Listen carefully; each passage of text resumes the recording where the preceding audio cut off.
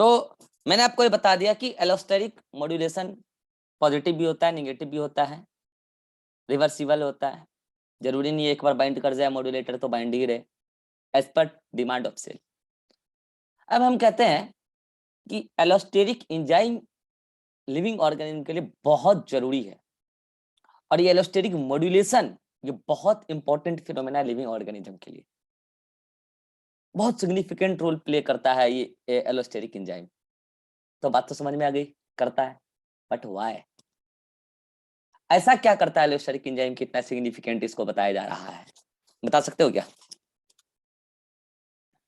क्योंकि मेटाबॉलिज्म जो चल रहा है सेल के अंदर तो कंट्रोल पे में ना, अगर ज्यादा हाँ, कोई चीज करने कंट्रोल है। लगेगा तो फिर सुनो, याद करो जिस दिन मैंने सेल पढ़ाया था, मैंने कहा था cell is the basic structural and functional unit of life and it is the self regulatory unit of life. ये अपना मेंटेनेंस भी खुद ही करती है। कैसे भैया? अगर इसका फंक्शन मेंटेन रहेगा तो स्ट्रक्चर मेंटेन रहेगा। तो इसका फंक्शन क्या? Biochemical reaction, metabolism. तो मेटाबॉलिज्म एज पर डिमांड उसकी रेट को बढ़ाना भी पड़ सकता है और घटाना भी पड़ सकता है एज पर डिमांड। और इसके लिए अगर वो किसी और पर डिपेंड करेगी तो सेल्फ रेगुलेटरी कैसे होगी भाई? इसके लिए सेल के पास होता है एलोस्टेरिक एंजाइम, और इस एंजाइम से वो करता है एलोस्टेरिक मॉड्यूलेशन। अगर रेट बढ़ाना है तो एलोस्टेरिक एक्टिवेशन, और अगर रेट घटाना है तो एलोस्टेरिक इनहिबिशन। और ये रिवर्सिबल होता है, एज पर डिमांड कर पाते हैं सेल। और इसी वजह से सेल इस एलोस्टेरिक एंजाइम की वजह से अपने आप को सेल्फ सस्टेन्ड और self regulatory unit of life बना के रखा हुआ है। This is the significance of allosteric enzyme. और मैं इसको और एक एग्जांपल से कोरिलेट करता हूं।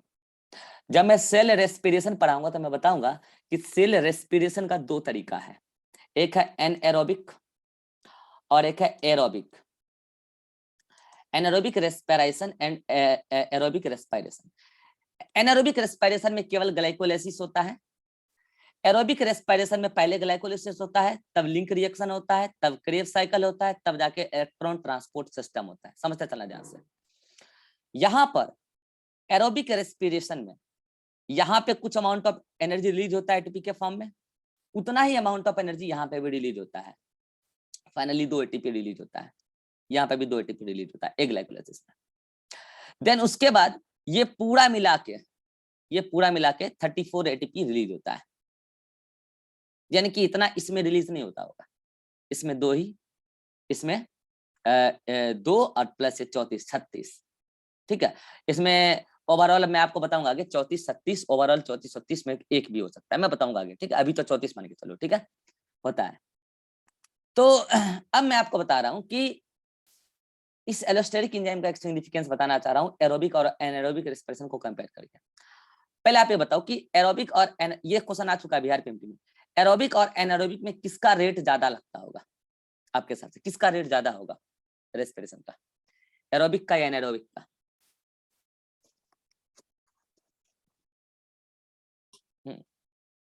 बताओ।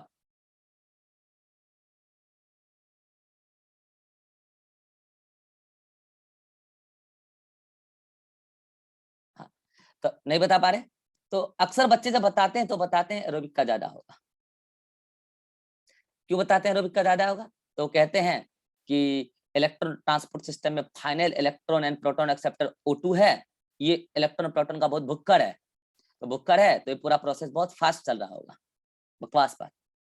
मैं आपको बता दूं बच्चों, एरोबिक और एनारोबिक रेस्पिरेशन में रेट एनारोबिक का ज्यादा होता है। पहला ताज्जुब तो ये एनारोबिक का ज्यादा होता है। Now question is that why? मैं आपको बता दूं, पूरे रेस्पिरेटरी पाथवे का जो कंट्रोल पॉइंट है वो ग्लाइकोलाइसिस है। और ग्लाइकोलाइसिस में 2 रेगुलेटरी एंजाइम है, एक है हेक्सोकाइनेस और एक है पीएफके।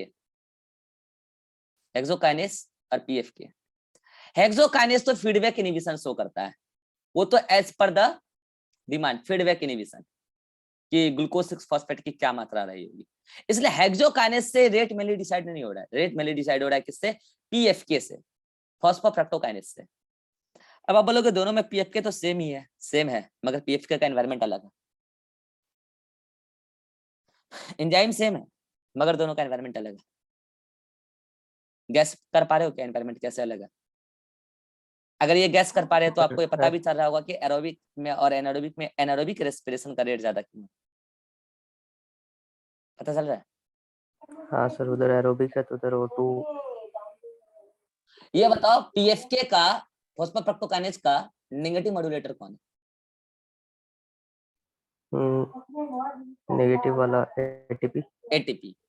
अगर इसका नेगेटिव मॉड्यूलेटर एटीपी है, इसका भी नेगेटिव मॉड्यूलेटर एटीपी है, एटीपी की कंसेंट्रेशन कहाँ ज्यादा है? एरोबिक। एरोबिक में। तो यहाँ पीएफके का inhibition as compare to anaerobic के केस में ज्यादा आ रहा होगा इनहिबिशन या कम? ज्यादा हो जाएगा। अगर इनहिबिशन ज्यादा आ रहा होगा तो ग्लाइकोलाइसिस की रेट ज्यादा या कम?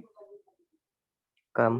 अगर ग्लाइकोलाइसिस की रेट कम हो गई, आगे बाढ़ में जा, सब यहीं से कंट्रोल हो रहा है। अगर ग्लाइकोलाइसिस की रेट कम हो गई और इसमें ग्लाइकोलाइसिस की रेट ज्यादा है तो ओवरऑल एरोबिक रेस्पिरेशन और एनारोबिक रेस्पिरेशन में एनारोबिक रेस्पिरेशन का रेट ज्यादा है। आपसे ये पूछा नहीं जा रहा है ना कहाँ पे एटीपी ज्यादा मिल रहा है कहाँ कम मिल रहा है। एटीपी तो जाहिर सी बात है एरोबिक में ज्यादा मिल रहा है। आपसे तो रेट पूछा गया था, बिहार पीएमटी में क्वेश्चन आया था और उस टाइम वो सब्जेक्टिव क्वेश्चन था कि वाई, पहले तो पूछा था कि एरोबिक एनारोबिक में किसका रेट ज्यादा, और अगर जिसका रेट ज्यादा तो जस्टिफाइड विथ वैलिड रीजन। तो एनारोबिक और एनारोबिक में रेट किसका ज्यादा? एनारोबिक का। क्यों ज्यादा? क्योंकि इसकी ग्लाइकोलाइसिस फास्ट। क्यों फास्ट? क्योंकि इसका जो रेगुलेटरी एंजाइम पीएफके है उसके सराउंडिंग में एटीपी कंसंट्रेशन कम है तो वो नेगेटिव मॉड्यूलेटेड कम होगा। तो अगर ऐसा है तो उसका रेट ज्यादा होगा। ऐसा समझ में?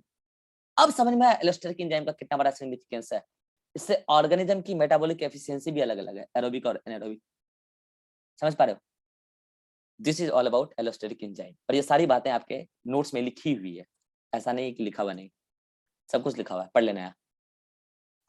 एलोस्टेरिक एंजाइम सिग्निफिकेंस वगैरह सब कुछ यहाँ तक मैंने लिख दिया है।